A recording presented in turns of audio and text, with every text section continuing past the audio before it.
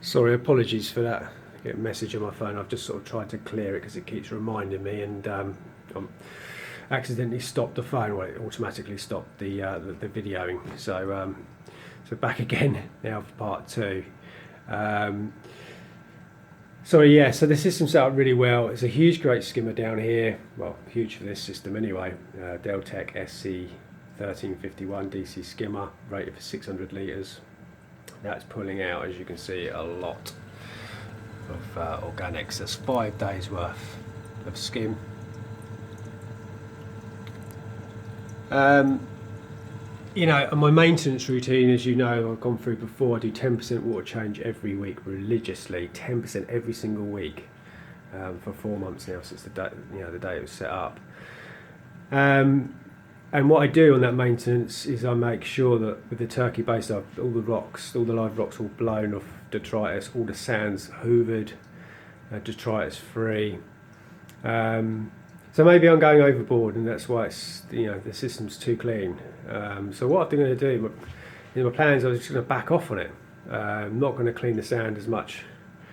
Going to miss a few water changes just to try and get a little bit of a trace of nitrate build up. See, I'm feeding heavy as well. Well, I think I'm feeding heavy. I'm feeding 2 blocks of frozen and a good pinch of marine flakes and algae per day, about 3 or 4 times a day, that lot. So there's lots of food going in there. It just covers the whole tank. They do eat it all in about 3 or 4 minutes, but the tank is covered in food 3 times a day. So I might just step it up a little bit more, back off on the water changes, don't clean the sand so much. And hopefully I should get some sort of trace of nitrate, and I think that will help the corals colour up a little bit better, to give them a bit of nutrients. Like I say, I'm glad I'm struggling that way with it than the other way, than sort of battling with nitrates, because obviously if you're battling with nitrates, something's wrong. If the system's set up wrong, somewhere along the line, something's not right. If you've not got a big enough skimmer, or your maintenance routine isn't correct, you're not doing enough water changes, you're overfeeding, you haven't got the right sap of flow through the live rock. But I think I've hit the nail on the head with the system set up. It's just that I think I'm just going a little bit like always with everything. I'm going a little bit overboard with keeping the system too clean. So that's what I plan to do for that, to get the nitrates up. Phosphates are at 0. As always, they're always at 0. This Phospan 150 phosphate reactor filled with Roaphos, changed out every 3 or 4 weeks, is definitely, without a doubt, doing the job and responsible for keeping 0 phosphates. Brilliant that. Now that reactor I had in there, bubble Magnus reactor for carbon, as you can see, it's now gone. It's in my shed. Wasn't impressed with that whatsoever. So glad I got rid of it. I can now access my filter sock drawers easily, because every 3 or 4 days I'm having to empty them now, or change them out, switch them for new ones. That's better. Now what I have done with carbon, there is carbon in here, and I've put it in a, I don't know if you can see in the back here, I've put it in a little netted bag on top of the biological media there, which I change every couple of weeks. I'm going to be changing every couple of weeks. I've just put it in, so that should be fine for that. I'm not going to bother with a reactor for carbon. Dosing's going fine. Dosing a lot of alkalinity to keep the alkalinity up between 11 and 12, so 80 ml a day. Red Sea's Reef Foundation B, that's the powder form. And magnesium, I'm doing, let's just have a look. Magnesium, I'm doing about 12 ml a day. Magnesium. And calcium, I'm doing about 15 ml a day. On the calcium, which is, again, they're both Reef Foundation powder form, mixed up formulas. That's all going well. The dosing pump system's going really, really well. Very reliable. Never have to touch it unless I want to increase or decrease the dosages. So my water parameters really well. If you go on to aquatic log online and tap in the search banner Nath's Reef, you'll be able to check the system out, see when I'm testing and what I tested for. So my pH is 8.1. Just turn the computer on so I can show you that.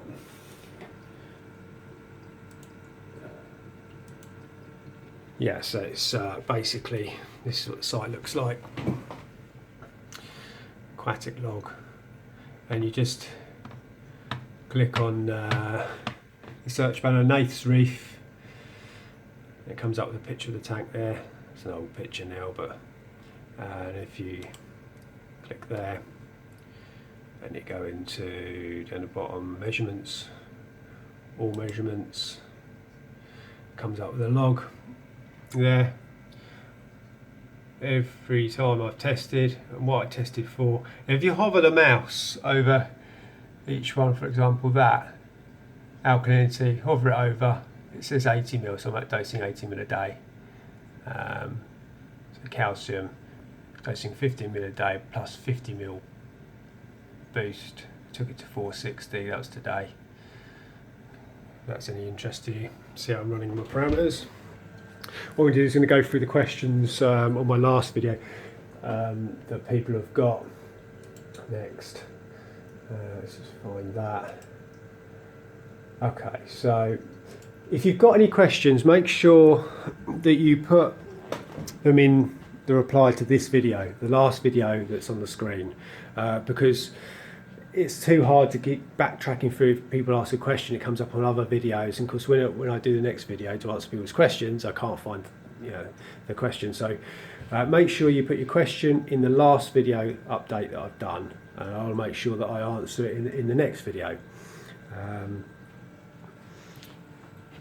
So yeah, let's go through the questions online next. I think I've got anything else to cover problem wise with the tank. So everything's going really well. A couple of issues, but you expect a few issues. Every tank's different, and you know, they all evolve and change differently and mature differently.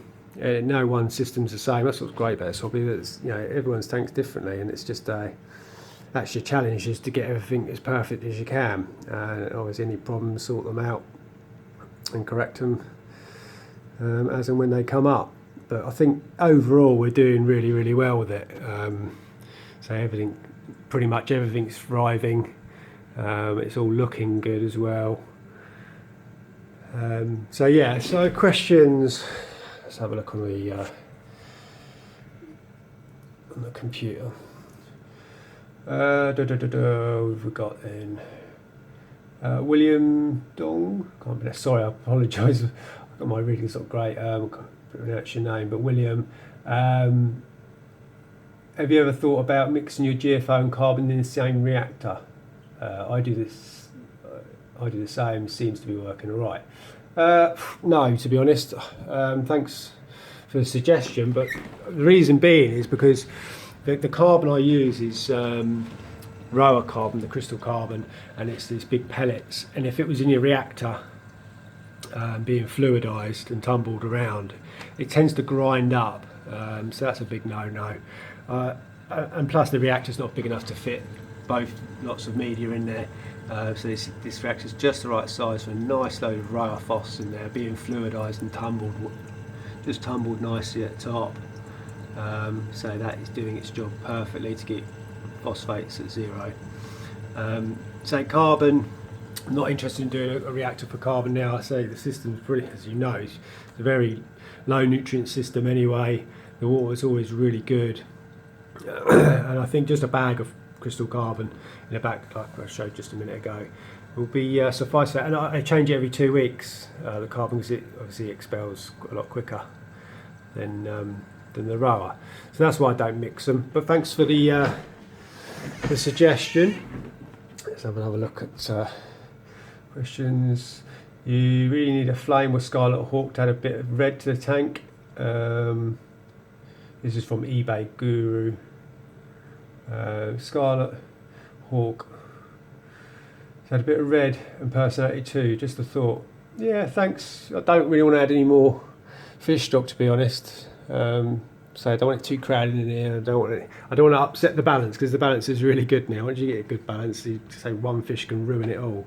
But hey, you know, down the line, maybe next year at some time might add something, but probably not.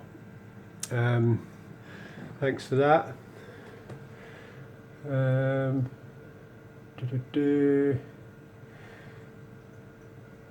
Let's have a look. Steve Dyers. You have a variety of some small, beautiful, hairy purple stuff on your rock near the emerald green GSP. What is it called? Well, that's what I was just going on about, actually. That it's cotton candy macroalgae, which, to be honest, it does look nice at the moment, but as I explained, it can start overrunning the tank. So, you know, it would be a case of having to sort that problem with the Mexican turbo snails, which I'll have to do. Unfortunately, I wouldn't advise getting any of that in your tank. It's not really, say, it looks nice at the moment, but it can become a potential problem algae. So, does it have any benefits? Yeah, any macroalgae in the tank will have benefits, because any algae uses up nutrients. So, you know, uses up phosphate, feeds off phosphate and nitrate. So, you know, if it's using them down, it's taking them out of the water column and reducing those levels. But, you know, if it gets out of control, you know, you don't want a whole tank full of macroalgae that's taking over the whole tank. It's, you know, it's supposed to be focuses the, you know, the nice colourful corals, not macroalgae.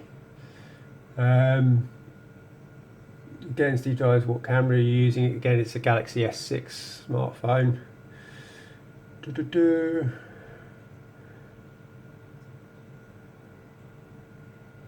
19 SP. What are you doing about the white marks at the back of the tank? Oh, the only way it can be cleaned. That's actually coralline algae. You see closer in a bit. They're not white marks. They're actually pink and purple. When you zoom in on them. Yeah, it's coralline algae, so I'm hoping to colonise the whole of the back glass eventually. What type of lighting?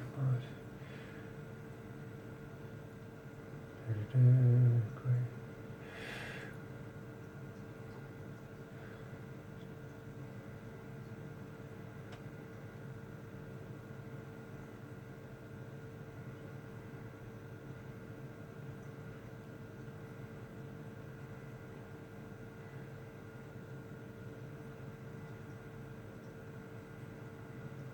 Okay, so trench rats airsoft.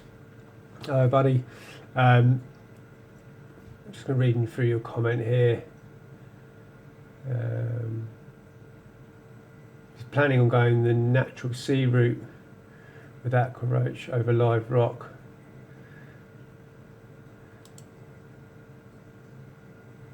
Look for.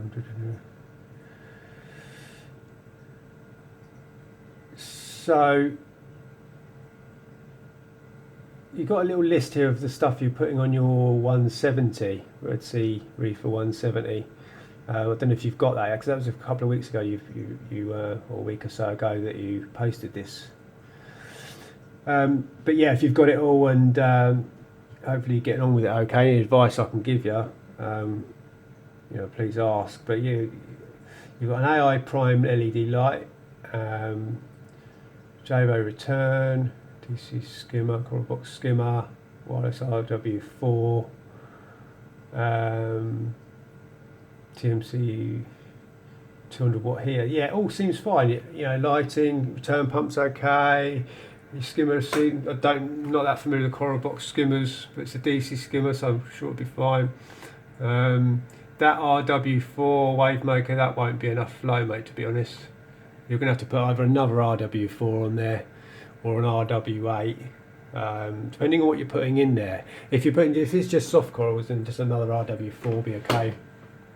Or LPS, that would be fine. But if you're going to put SPS in there, that won't be enough flow, trust me.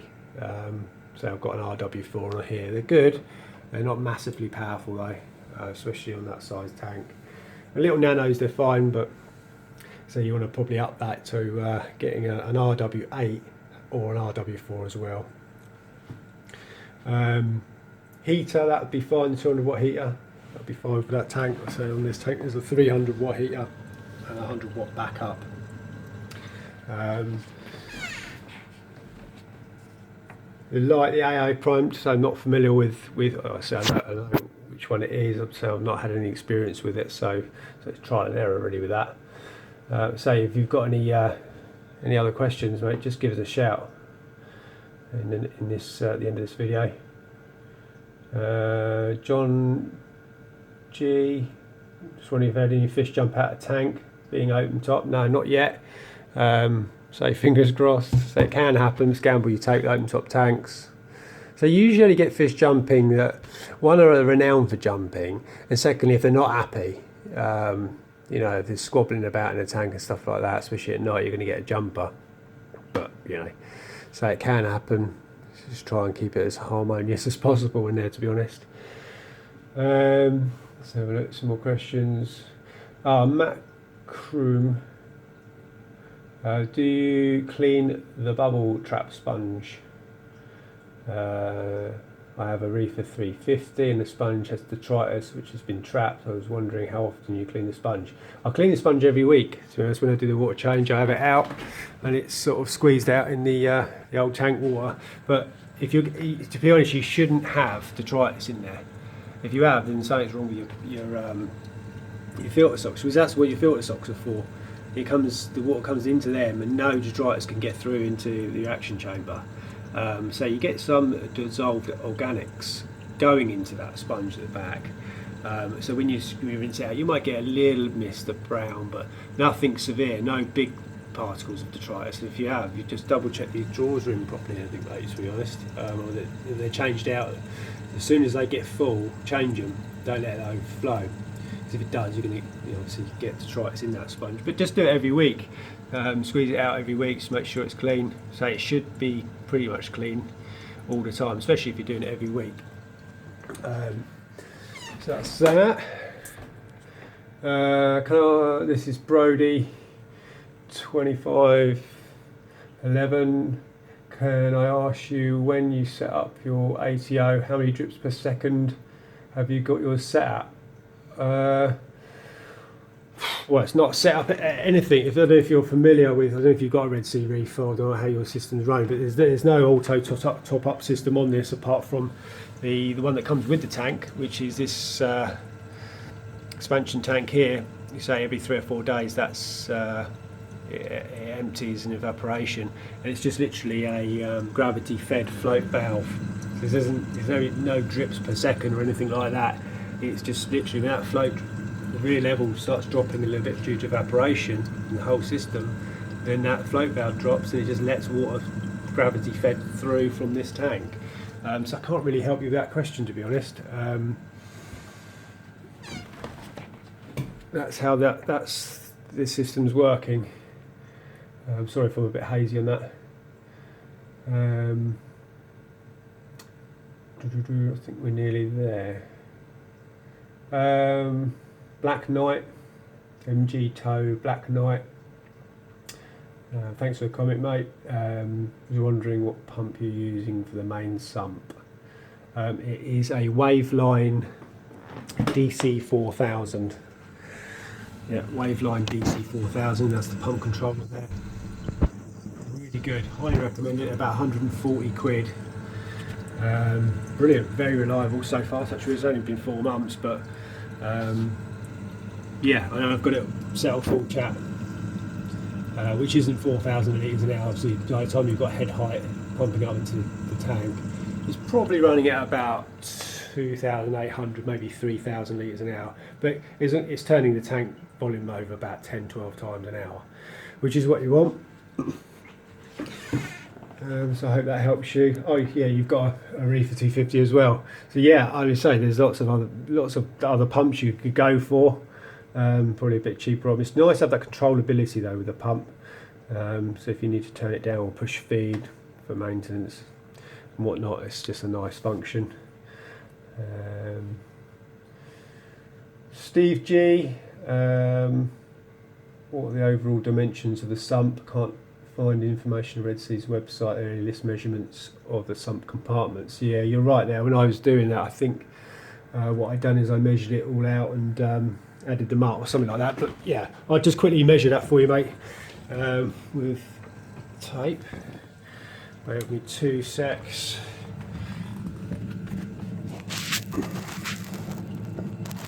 Just measure it up so you know what we've got. So lengthwise it's 49 centimetres, and in depth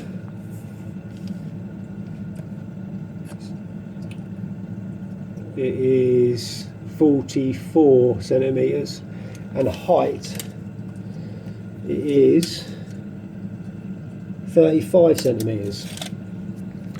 So I hope you got that. I hope that helps you out.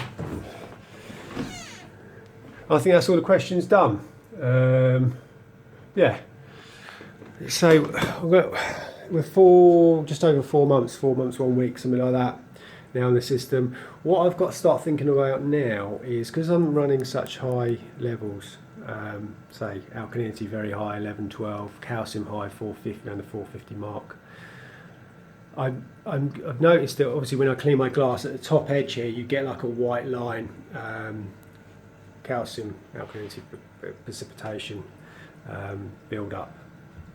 So I know my pumps that have been running 4 months now, they could do with a service, to be honest. So probably, yeah, the first thing I'm going to do in the new year is to have all the pumps out. That's the return pump, the skimmer pump, the Raufoss reactor pump, and all the wave machine pumps out, soaked and all cleaned up properly.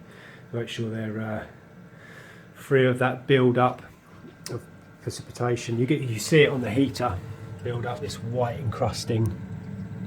Try and zoom in. Here, this white encrusting you get on here.